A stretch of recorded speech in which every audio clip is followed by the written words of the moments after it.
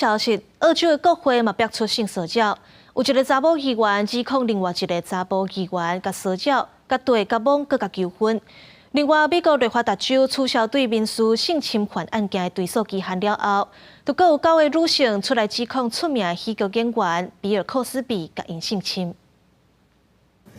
Yesterday, I made remarks in relation to another senator. I then had to withdraw them because the rules of the Senate do not allow you to speak about someone's character. I experienced sexual comments and was inappropriately propositioned by powerful men.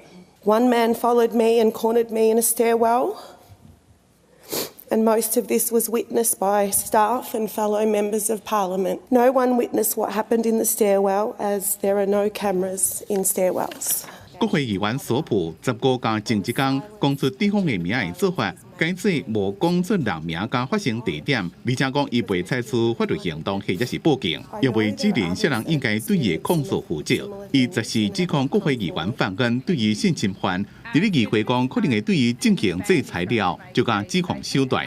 There are different understandings of what amounts to sexual assault. What I experienced was being followed, aggressively propositioned and inappropriately touched.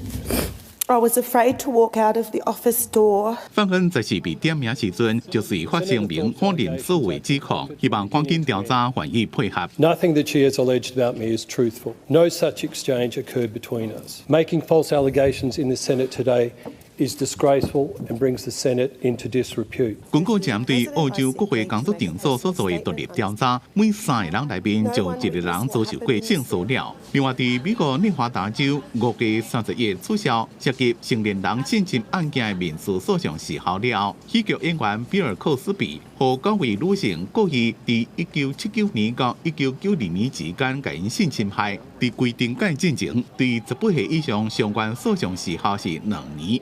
85岁比尔·寇斯比伫过去几多10年来，和几多10位女性指控伊性侵，不过一直拢无被刑事定罪。但是2022年，这件民事案件已被认定有责任。公司新闻黄文玲编译。来看。